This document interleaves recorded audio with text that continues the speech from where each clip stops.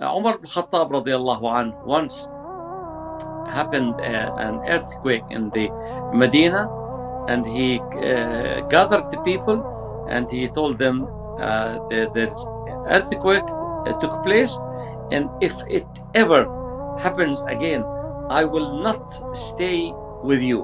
Allah subhanahu wa ta'ala, he gave you this as a reminder, so take care. Of course, there's an earthquake, but many fell because they were not properly built. And there was a lot of corruption in how they built these buildings, and those buildings fell. Same thing happened in Syria, same thing happened now. Like for instance, if you look at Morocco, cities after cities were destroyed. As Prophet Muhammad sallallahu alaihi wasallam, he said, there will come rulers on you, they hate you and you hate them, because they are not implementing the Sharia law. Alhamdulillah Rabbil Alameen. Salatu wassalamu ala Sayyidina Muhammad wa ala alihi wa sahbihi ajma'in. Dear brothers and sisters, Assalamu alaikum wa rahmatullahi ta'ala wa barakatuh, and welcome to Islamic Oasis Live. As you know, brothers and sisters, in the last 2 years, the Muslim lands have been going through natural disasters. Of course, we've been going through different upheavals in general, revolutions after revolution, political instability, economic instability, in general for the last now 100 years.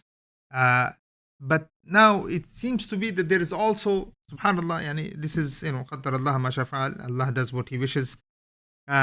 We had the earthquake in Syria, earthquake in Turkey. Then after that, we are now facing with earthquake in Morocco, another disaster with the floods in Libya, floods in Pakistan, before even the earthquake in Turkey and Syria. It's been disaster after another. Now, there's two ways of looking at this, and inshallah, we are going to bring in a scholar, teacher, someone I have spent a lot of time with also in Palestine, and we've had many conversations here online. He was here last time discussing the political issues in Al-Quds and Palestine in general. We have with us Sheikh Issam Amirah, who's an imam in Al-Quds. He was an imam, he's retired now, but he is also still an activist doing a lot of work in trying to revive the Islamic State. Regularly holds lessons in Masjid al-Aqsa as well as Masjid in Palestine.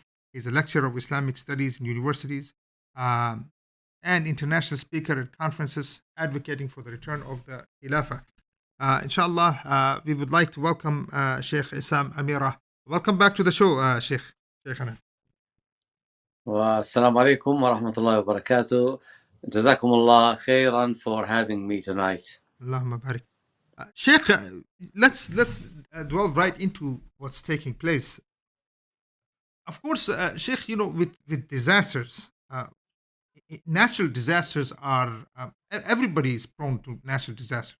There is natural disasters that happen here in the US all the time. California, for instance, Oklahoma, Florida, and New York.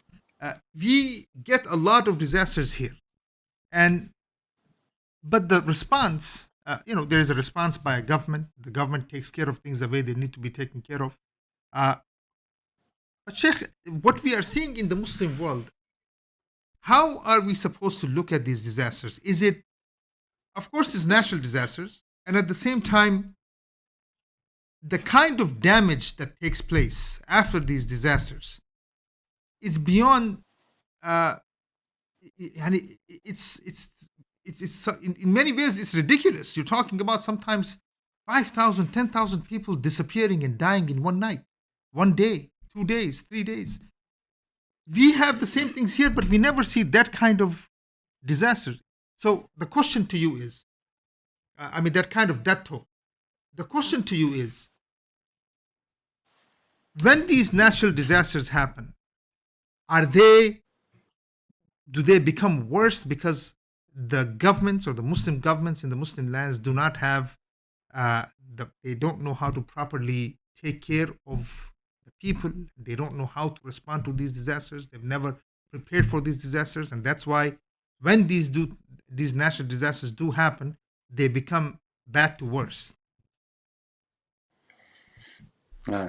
جزاك الله خير. بسم الله والحمد لله والصلاة والسلام على رسول الله وعلى آله وصحبه ومن والاه.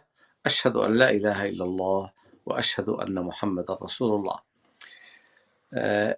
Precisely, brother, exactly as you said, the response for these natural disasters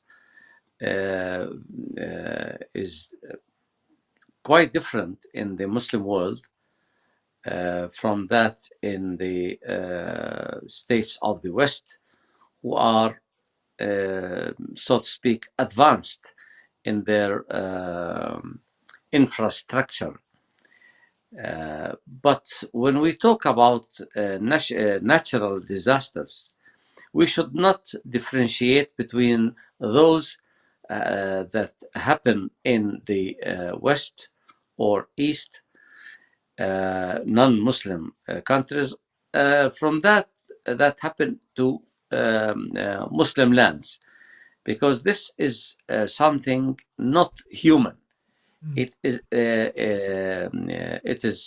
Allah will subhanahu wa ta'ala. He controls the motion of the wind and the water and the gravity and the earthquakes. It's all in the hands of Allah subhanahu wa ta'ala. The word natural or nature does not refer properly to the source of these catastrophes and these incidents. Allah subhanahu wa ta'ala says in the Holy Quran, وَمَا نُرْسِلُ بِالْآيَاتِ إِلَّا تَخْوِيفًا. We do not send these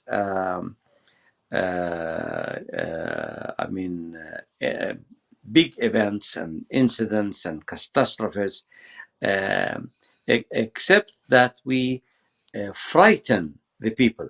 We give them reminders that there is a superpower, which is Allah subhanahu wa ta'ala, that controls the universe and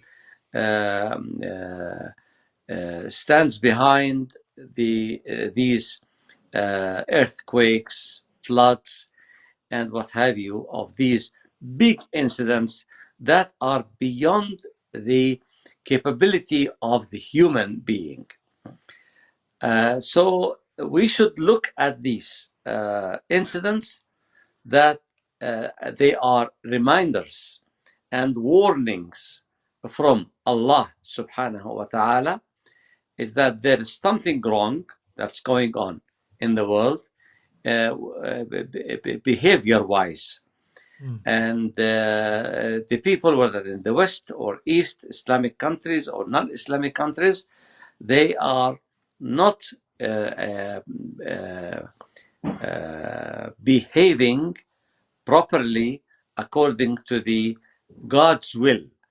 So Allah subhanahu wa ta'ala gave the humanity everything. They gave them the earth, the oxygen, the gravity, everything is under their control, under their disposal. So they should be grateful for this. And Umar ibn Khattab radiallahu anhu once happened an earthquake in the Medina, and he gathered the people and he told them there's earthquake took place, and if it ever happens again, I will not stay with you. I cannot tolerate living with people who are not behaving themselves well. They are performing their full duties towards their creator. Then Allah subhanahu wa ta'ala noticed this deviation from the proper line, proper behavior, and then Allah subhanahu wa ta'ala, He gave you this as a reminder So take care. So we should look at these incidents as a reminder from Allah subhanahu wa ta'ala for us to behave ourselves, to stop violating the the disciplinary Sharia disciplinary code, so to speak, and be thankful to Allah subhanahu wa ta'ala and make dua from our hearts that these things happen again. We say, thank you, Allah subhanahu wa ta'ala. We got the message.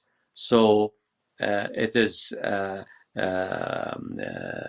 what we say, we undertake that we will not repeat any sin or deviation from the proper way in future, and astaghfirullah, then give promise to Allah subhanahu wa ta'ala. This is how we should look at these incidents, and this is our reaction should be to those big incidents like earthquakes, floods, and the like. No, I agree with you. Of course, look, these things that happen by Allah subhanahu wa ta'ala. But Sheikh, the natural disasters are exasperating the situation in the Muslim world. And for instance, if you look at when Turkey happened, I was in Turkey later on. I saw the disaster in the whole of Turkey. I was in Syria at the time of the disaster. I was there. I've many times I even felt the shakings and things like this in Syria, in Turkey. But the thing, Sheikh, for instance, the corruption. When the buildings that were not built by proper code, many buildings in Turkey fell. Of course, there's an earthquake, but many fell because they were not properly built, and there was a lot of corruption in how they built these buildings, and those buildings fell. Same thing happened in Syria. Same thing happened now. Like for instance, if you look at Morocco, while the king is sitting and somewhere in the yacht, and while people are, there's no proper response to the death toll of the dying of the people. Does that? I mean, what do we do about this? I guess I'm coming from that perspective. Exactly. This is the correct perspective that we should look at these disasters, and we notice the difference between the casualties happen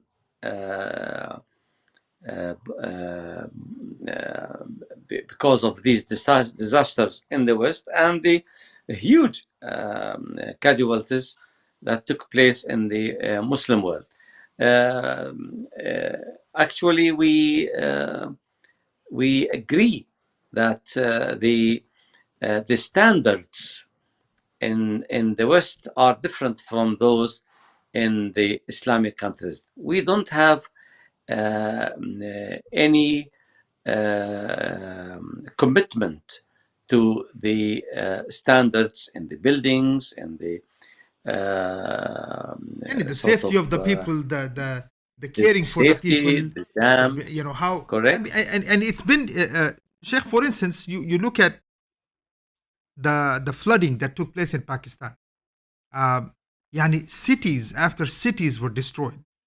People were literally living in the pathways of the rivers when the floodings happened. Now, India, for instance, was building the proper dams that are needed from all the way from the Kashmir, area, where they're building these proper dams so that the water, when these type of floodings happen, is turned towards Pakistan. I mean, at least there are these talks that India keeps building dams to somehow direct water when these things happen, versus Pakistan, where there's so much money was given for the infrastructure, but that infrastructure is never built. And they're going through this problem of flooding every single year. And especially in that area, you're going to have where the ice, ice is going to melt, and you're going to always have more water than you need, and it's going to flood. But they have till today, India's have figured out what the solution is, but Pakistan continues to flood almost every 2 years. Subhanallah. Same thing happens when nowadays in New York, there's some flood there in New York. And when we noticed the flood and the storm that hit Derna in Libya, we noticed that more than half of the city went into the sea, Wiped whereas out. New York still wiped Yeah, out. Yes. wiped out. People were in the Yeah. middle of the sea. Homes were floating in the middle of the water. Well, there is no other interpretation for this sort of phenomenon, is that the rulers are not doing their job well. There is money in Saudi Arabia, there is money in Libya, there is money in Iraq, and still they face disasters, and they kill thousands, maybe tens of thousands. Look at that wedding hall that in Nineveh, more than about 150 maybe people were birthed inside this hall, and they confess that this hall was not built according to the building standards and codes that are supposed to be when you build something that you invite hundreds of people every day or every week. It should not be exposed to 1 0.001% disaster, because they don't care, and they do not spend the money in the appropriate paths for that. They don't have planning.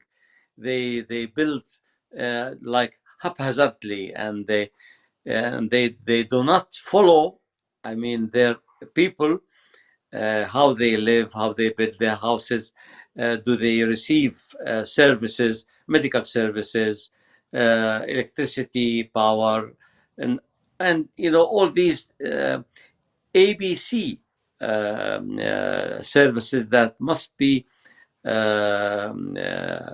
preserved for every single citizen in the country. They don't care.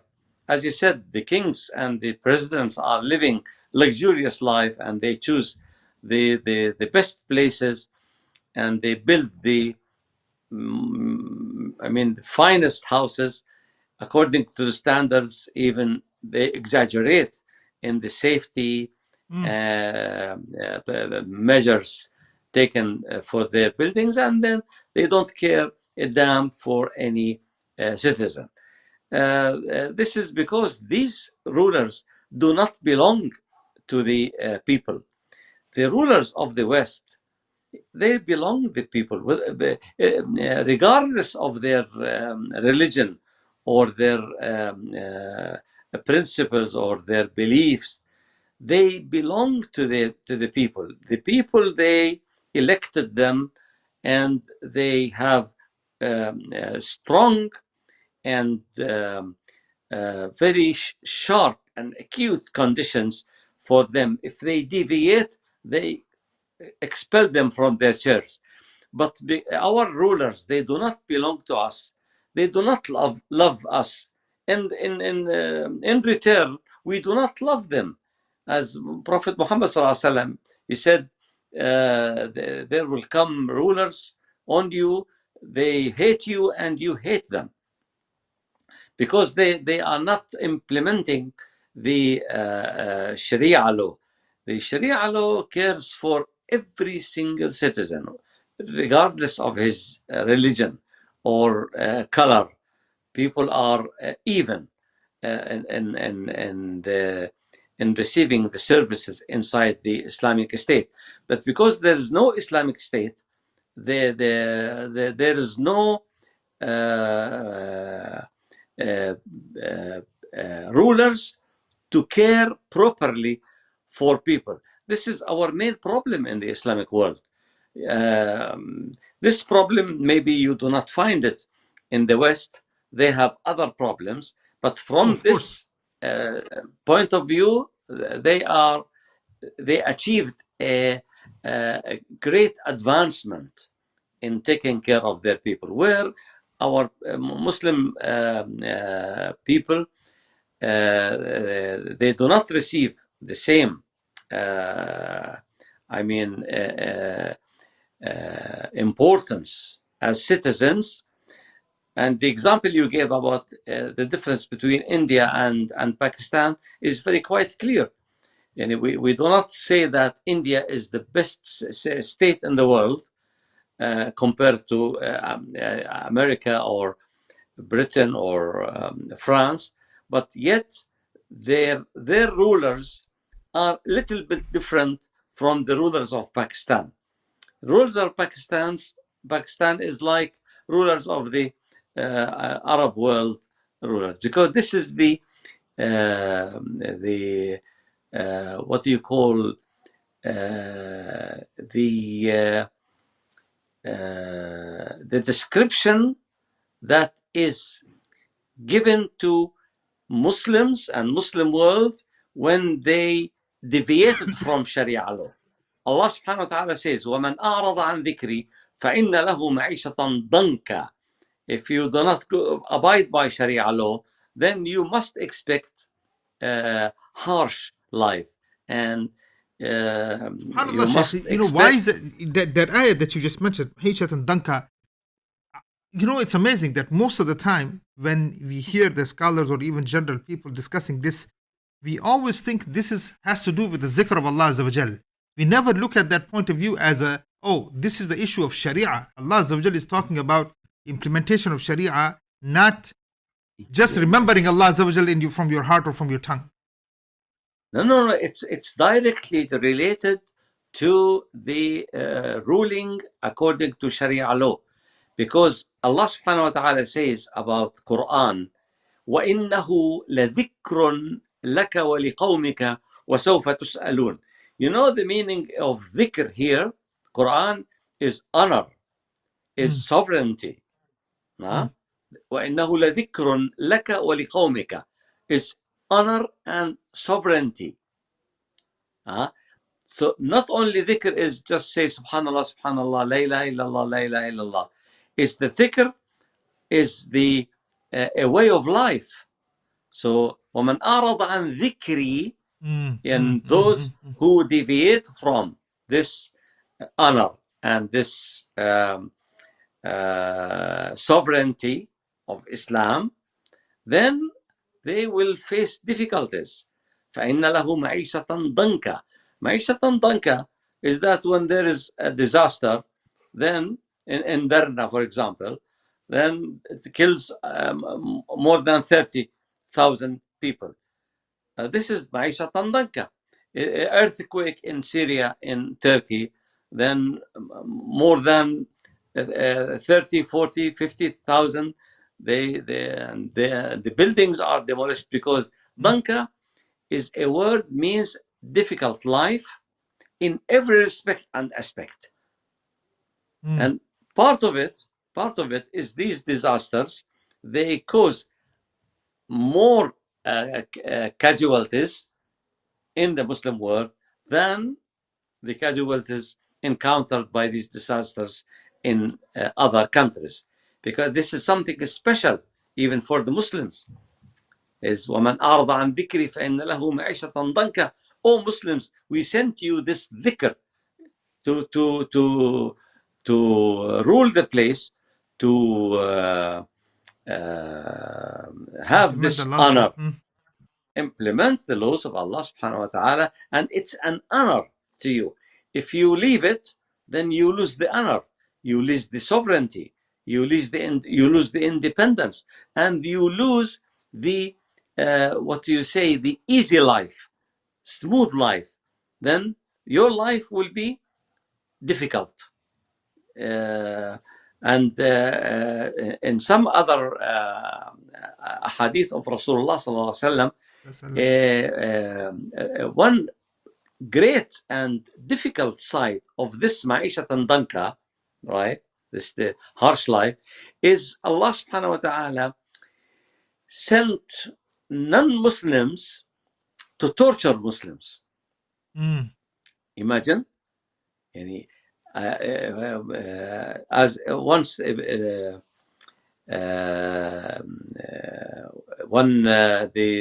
Holako, he asked one of the scholars, he say, you claim that you are Muslims and you are good people, you are close to Allah subhanahu wa ta'ala, and then Allah subhanahu wa ta'ala sent us to torture you and to take your land, and then to kill your Khalifa, and to control your capital, which is Baghdad. You know the scholar, what he answered him?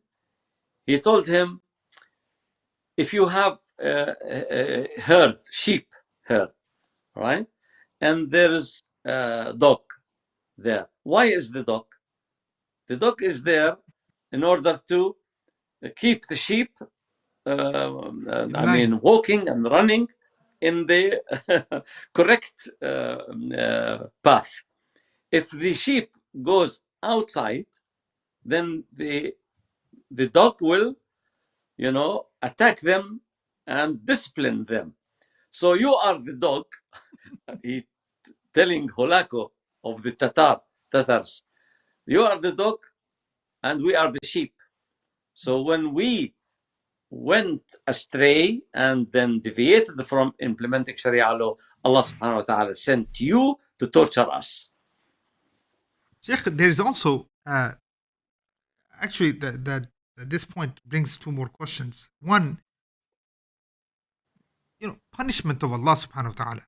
When we look at there is Abdullah ibn Abbas, he talks about al-Yahud, and he says that whenever Yahud were punished by Allah Azza wa Jal, there would be like a cloud or something that would come upon them, and they would right away make sajda, and they would look with one eye on the top to see whether the punishment is still there or not. If it's there, they would stay in the sajda, and the moment the punishment is gone, they would go back to their old ways again.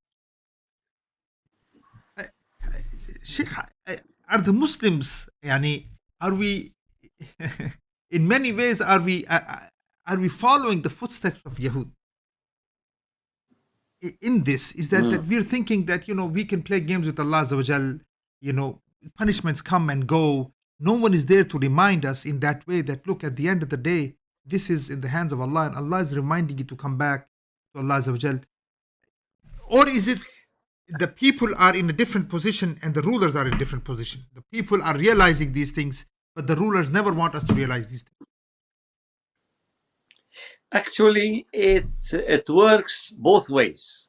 Rasulullah sallallahu said, "La tattabi'unna sanana man kana qablakum," means you will follow the people, footsteps of the Jews and the Christians, and that's one side. The other side is that Muslims are not similar to the Jews and the Christians. The Jews in particular, when they, as you said, they looked at this the ayah with one eye, and they say, if it is still there, we will behave well. If it goes, then we will come back to our old style of life. It's a little bit different, because Muslims, they believe that Allah subhanahu wa ta'ala is there. Allah subhanahu wa ta'ala is controlling everything. Allah subhanahu wa ta'ala is we worship Allah subhanahu wa ta'ala. But there is a big problem amongst Muslims nowadays, is that the ignorance. They ignore, not ignore, they overlooked, you say, and they do not know properly what's going on. You know, The awareness. Is this the Muslim, lack of awareness? the awareness, Mhm. that's the point, that's the word. Muslims of today are a little bit different from Muslims of the past. You know, Muslims of today, it's now 100 years since the Khilafah was destroyed. It's now more than 100 years that Muslims do not live according to the Islamic way of life. So Muslims, they still have their iman in their heart. They still have some sort of ibadat, worship, then Allah subhanahu wa ta'ala. They never said there's no God. They never said that we must separate life from religion. They don't say it. They practice it, but they don't say it. If you say it to Muslim, are you capitalist? They will say, no, no, I'm not. I am Muslim. But your behavior reflects that you are capitalist. He said, no, how? He said, you separate life from religion. He said, I Sheikh, don't. I but don't separate. isn't that worse? I mean, But the my Muslims. rulers do. No, but But look, that's the point, but isn't the it? Muslims, the Muslims do. Look, Sheikh, I understand that their ignorance is there. Okay, so, but they're Muslims that they will tell you, look, I mean, they want to live under capitalism and democracy.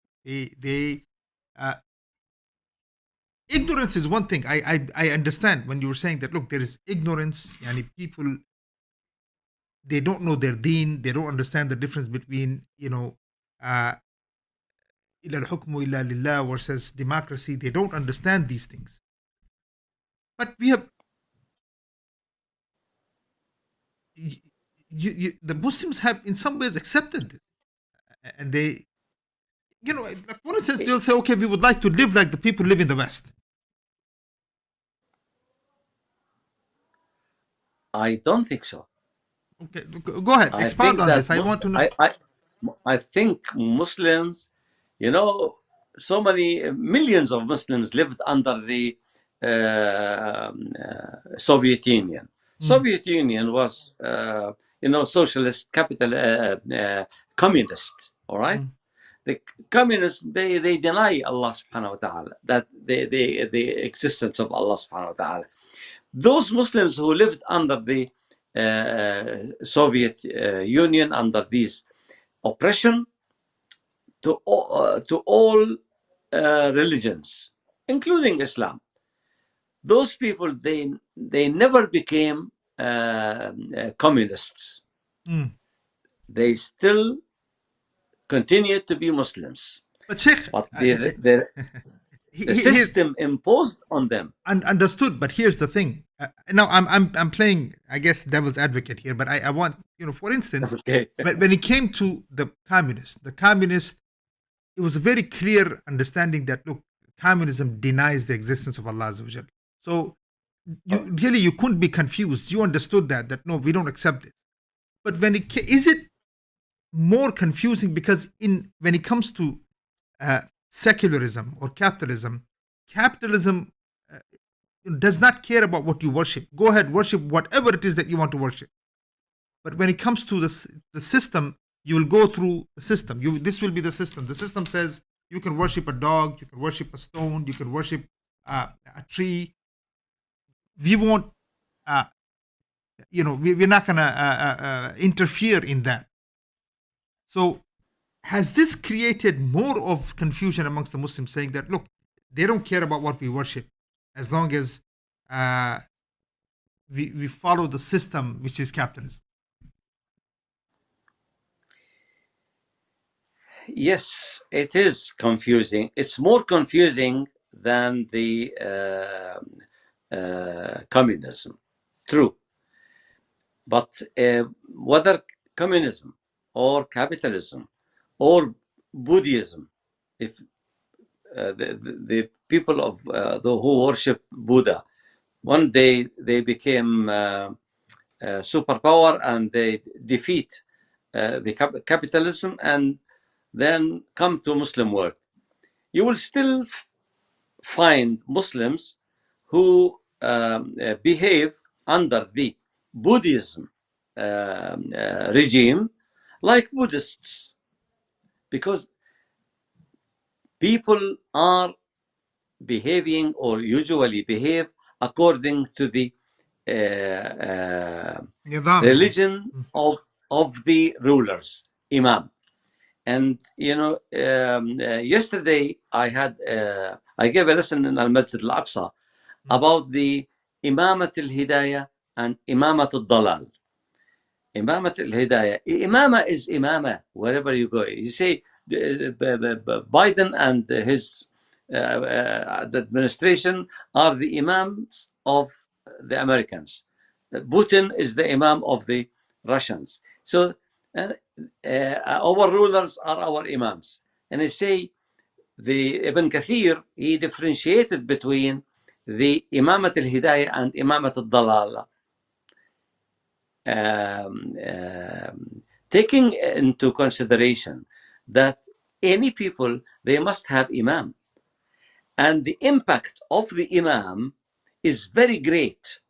If he is Imam Hidayah, then his people will go through the Hidayah path. If he is Imam of Dalal, then most of his people will go in the Dalal stream. So Muslims, when they lost their sovereignty and their lands were, separated and then cut into pieces, and they had imams of Dalala who do not rule according to Sharia, even though their names are Muslims, but yet their constitutions are not Islamic constitutions. Their way of life is separating deen from life, religion from life.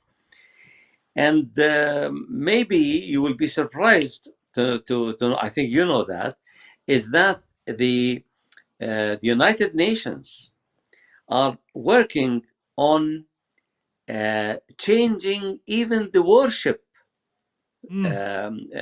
freedom.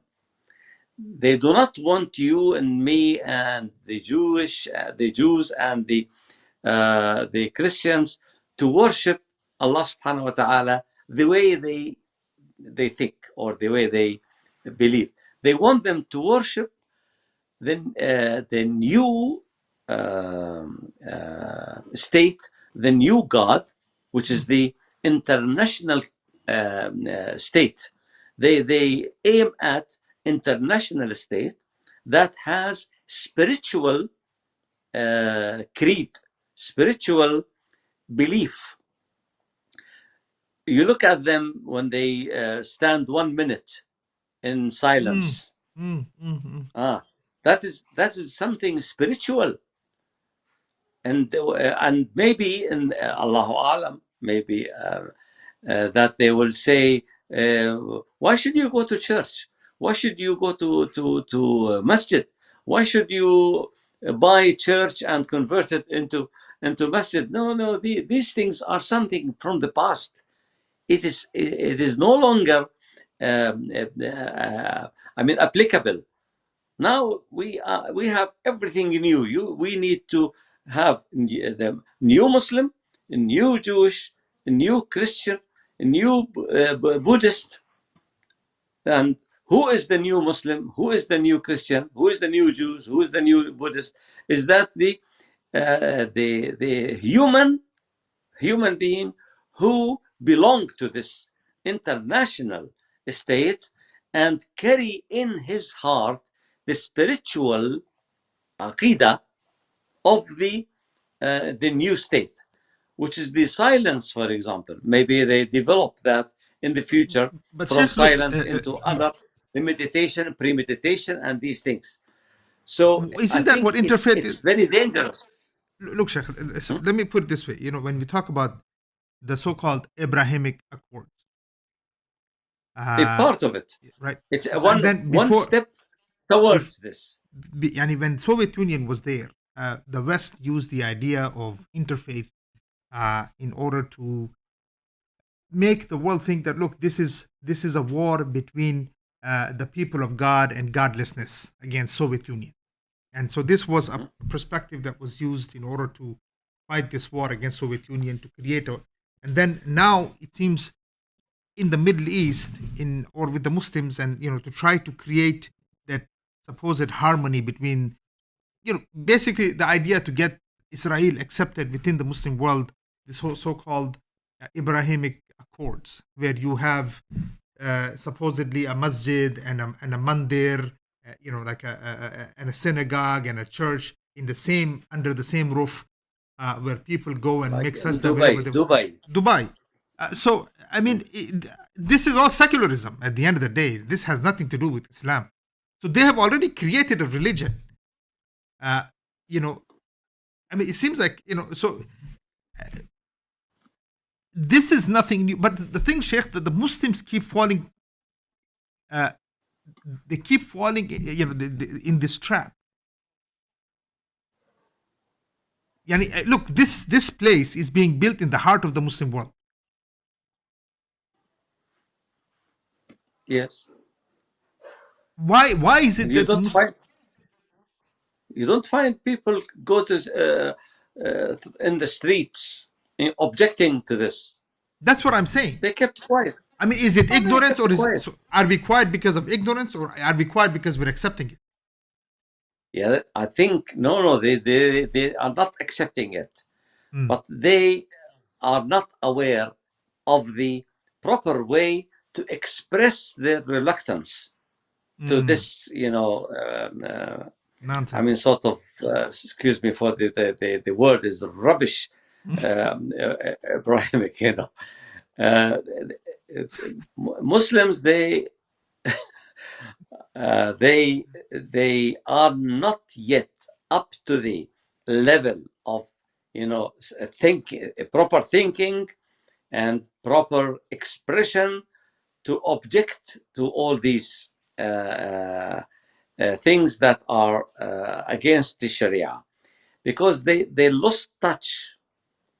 Muslims lost touch to the proper Sharia, proper Islamic ruling. It's now 100 years after the destruction of the Khilafah. And even before that, you can add another 100 years or another 200 years of ignorance. Everything went down. Sheikh, define ignorance. Define ignorance here. When you say ignorance, is it that we didn't produce enough ulama, we don't have schools, we don't have people who knew how to, was the thinking not done, we didn't have enough books, we didn't have enough institutions, we didn't have, I mean, I'm not even saying for the last 100 years, I'm talking, let's say, last 200-300 years. Okay. What happened here? What is it that you can, if I was to ask you to pinpoint, what happened that this became the source of ignorance? I mean, we Muslims are still there. I mean, what can you pinpoint to and say, look, 300 years of ignorance? Exactly, the syllabuses. Not the universities, the institutions, the masajid and the scholars and everything we have. I don't say enough or more than enough, but still we do have all these things.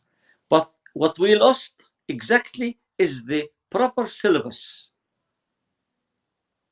If you compare the syllabuses that are taught in the universities, are they the same or even close to the syllabuses that were taught during the time of the Sahaba of Rasulullah Sallallahu Alaihi Wasallam?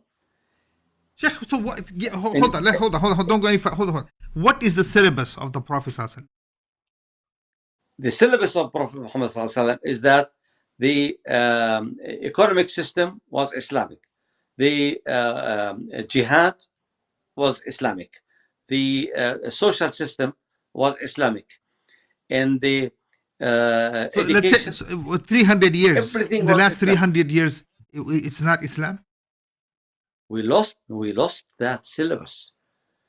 Now, when you talk about the syllabuses adopted during the time of Umayyads in Al-Andalus, it was of so high standard, high level. That's why the heritage of their civilization in Al-Andalus is still, shining. Why? Because the syllabuses there were correct. The syllabuses during the Abbasids or Umayyads, first Umayyads, then Abbasids. But the syllabuses in the Ottomani state, even though 400, 500, 600 years, maybe more, was I don't want to use the word deformed. It was not fully Islamic. They were strong in the jihad. That's why they took the whole European Eastern continent, right? The jihadis syllabus was high, but the language, Arabic language syllabus, was very weak. The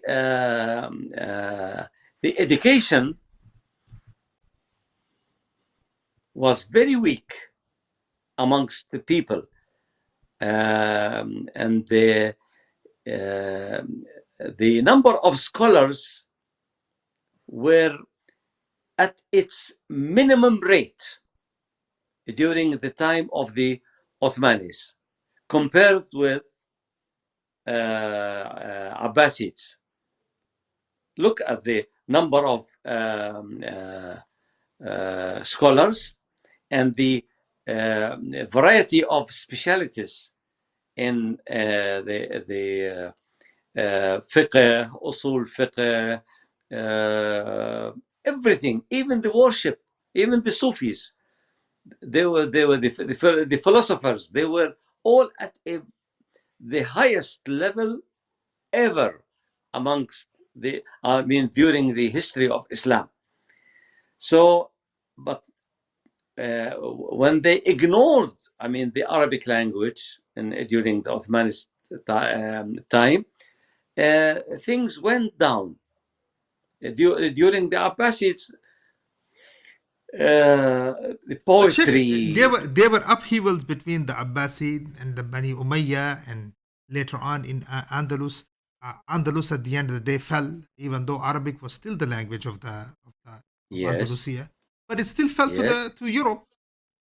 Yeah, fell because they ignored the proper preparation for jihad. Allah subhanahu wa ta'ala says, وَأَعِدُّوا لَهُمْ مَا اسْتَطَعْتُمْ. You have to keep preparing for this at the utmost satisfaction. But when, for example, in the Andalus, there was 5% of the country in the north. The Muslims, they said it's very cold, so we don't have to worry about that. We can't live there. We need to go to warmer areas. That 5% was the source of danger that finished the Umayyads in the Al-Andalus, like the Taliban in Afghanistan. They left 5% in the north under Abdullah and Abdul Rashid Dostum, and that 5% was the spearhead with the Americans that ruined the Taliban 25 years ago. So the state should be aware and think of everything in education, in jihad, in arms manufacturing, and in everything. The moment you ignore one part of the sort of Islamic life, then you will pay the price. Even during the last 3-4 years of the Khilafah Rashida first, Mm. They ignored something and they paid the price. I mean, this is meaning that what happened between Ali radiallahu anh or Muawiyah radiallahu anh, or what Muawiyah radiallahu anh did later on when he came to appointing Yazid. Yazid, yeah. Yeah, that was deviation. Mm. That was the clear deviation Mm. from the proper way of appointing the Imam for the Muslims. So that deviation, we are still until today paying the price for this. You know, Islam is not a joke. Sorry to say that. Islam something serious and something comprehensive. You cannot say I am Muslim and then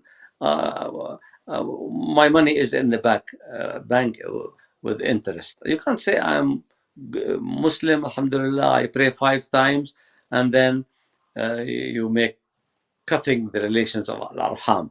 And then you accept that Al-Aqsa is now 100 years under occupation, and where are the Muslims? They do not think of that. But during the time of Salah ad-Din, you know, something very strange happened. After the fall of Al-Masjid al-Aqsa,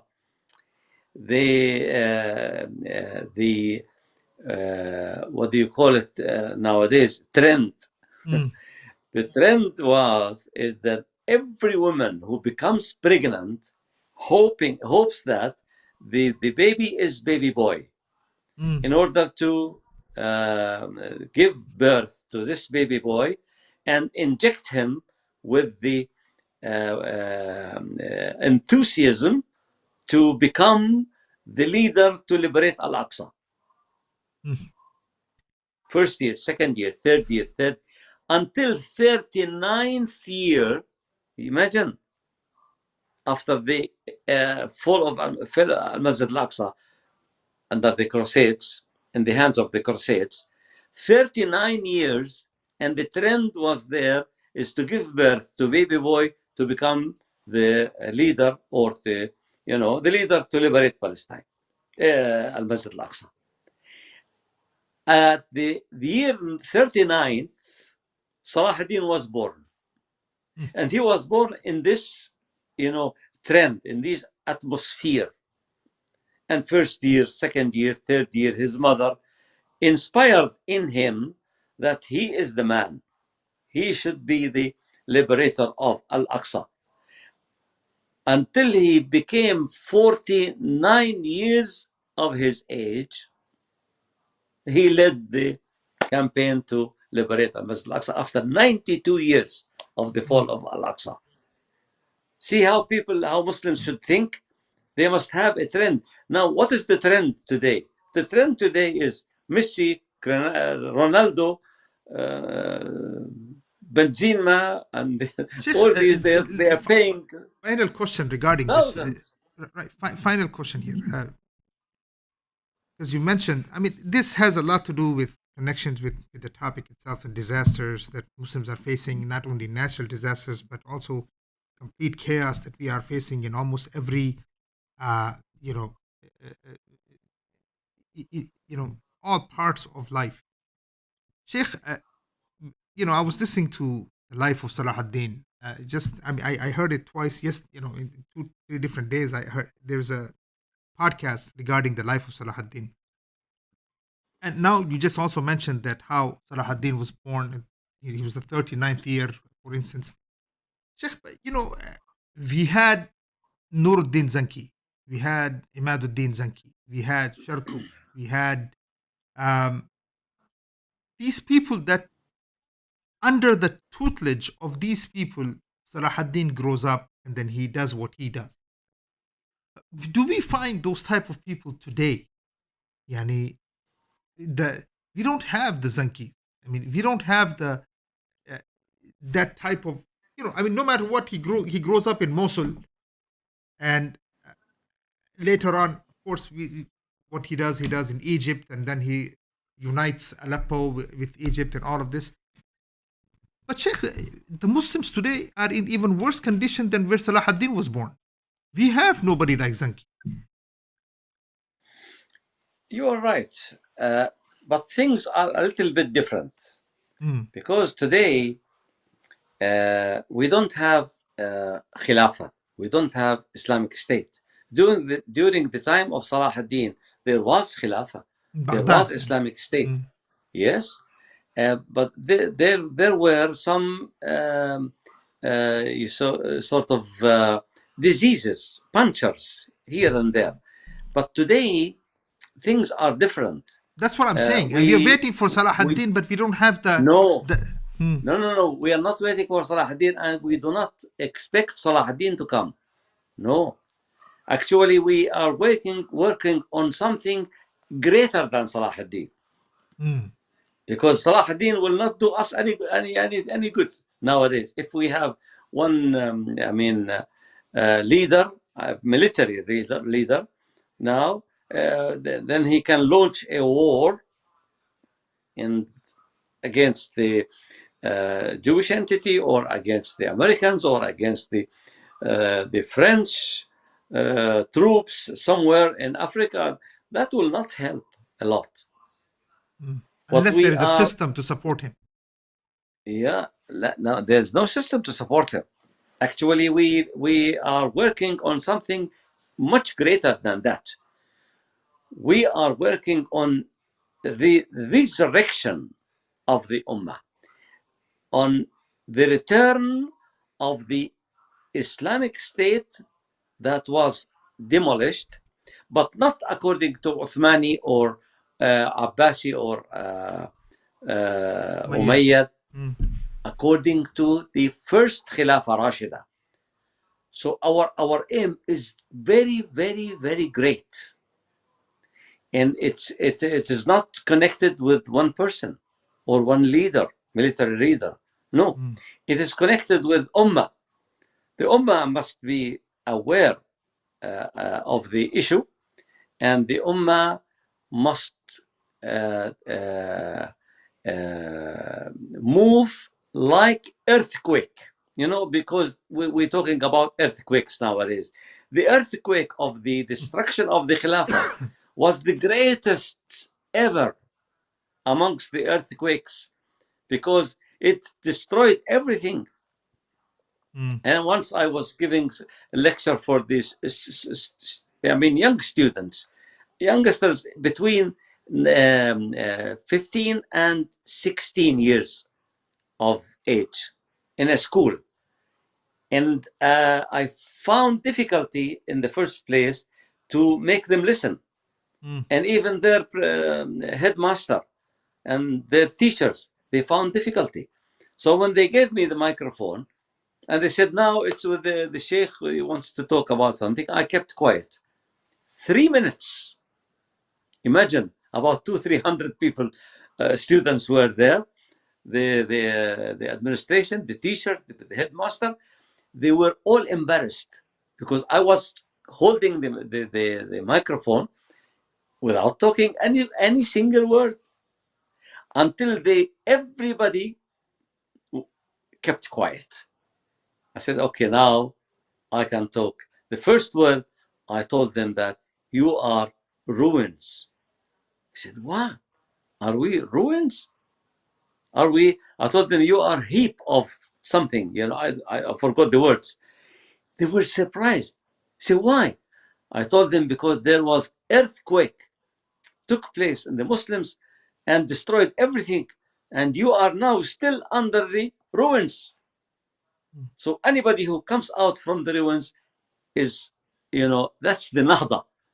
Then I explained the Nahda, and I told them that we need the Ummah to do a work of an earthquake in order to overcome the consequences that we encountered from the the biggest earthquake, which is the destruction of the Khilafah, and then move as an earthquake, like avalanche, like a storm, in order to retrieve our lost sovereignty, and then establish the new Khilafah Rashida, second according to the prophethood of Muhammad sallallahu alaihi wasallam. And this will set the records straight in the Muslim world, and then set the records straight in the whole world. إن الله زوى لي الأرض فرأيت مشارقها ومغاربها. Allah subhanahu wa ta'ala showed me the earth, east and west. وإن أمتي سيبلغ ملكها ما زوي لي منها. And Muslims will control the whole universe. Every square inch on this earth must become one day under the sovereignty of Islam. This one leader cannot do that. Ummah must move and then do the proper work, do the job properly between Ahl al-Da'wah and Ahl al-Nusra. And then once the Da'wah is amalgamated and connected with the Nusra, then the state will be re-established, the Khilafah will be re-established, then things will be run in the proper way. I remember one of our Shabab in Birmingham, they told him, now you run a conference and it was successful, alhamdulillah. When are you going to run a similar conference in Pakistan? His answer was, we do not look forward to running a conference in Pakistan. We look forward to running Pakistan. Inshallah, inshallah, Rabbil Alameen. You know, this is the type of mentality, and I think this is the type of personalities that we need to build, because that is what is needed, Sheikh. Inshallah, with that comment, we will end this program, Sheikh. Although, inshallah, one of the things that I do want to discuss with you after this, the next topic should be even on the issue of the Miladun Nabi and what is happening to the Sunnah of the Prophet ﷺ, and what should we be doing with this occasion of the birth of the Prophet ﷺ. Inshallah, it's worth it. Yes. This is a discussion we'll that make we it need as to soon have. as possible. Inshallah. Bi'iznillahi ta'ala. Especially a message coming from Masjid al-Aqsa, coming from Palestine. It's very important that we discuss this issue. And Jazakallah khair, Sheikh, for your time. Jazakallah khair for, I know your busy time. There's a lot going on in the Muslim world. May Allah subhanahu wa ta'ala protect you, preserve you, and inshallah continue to use you for His sake. And brothers and sisters, for the rest of you, you heard the Sheikh, he was talking, and we discussed many different issues from the disasters that are taking constantly in the Muslim world. They need to be taken as ibrah. These need to be taken as lessons to what's happening to us. And Allah subhanahu wa ta'ala is constantly sending us signs after signs. Let's not be like those nations of the past who took the signs of Allah as a joke and continued on with their ghaflah until they were completely ruined. Especially the Muslim Ummah, Allah subhanahu wa ta'ala has a very clear function for us. He sent the Prophet ﷺ with a function, the Quran with a specific function, and if the people who claim to believe in Allah subhanahu wa ta'ala and the book that has been sent, and we don't do the job that the book that we believe in, then Allah will replace us. Whether it's through disasters, whether it's through wars, or whether it's through any other means, Allah knows best. But not only the disaster in this dunya, but also the disaster, imagine on the Day of Judgment, that we will be asked for what we did, how did we spend our time and our health, and what did we do with the deen of Allah subhanahu wa ta'ala. Brothers and sisters, may Allah subhanahu wa ta'ala protect this ummah and preserve this ummah and use us for His causes and to bring back Islam the way it is. Jazakumullahu khairan. Assalamu alaikum wa rahmatullahi ta'ala wa barakatuh.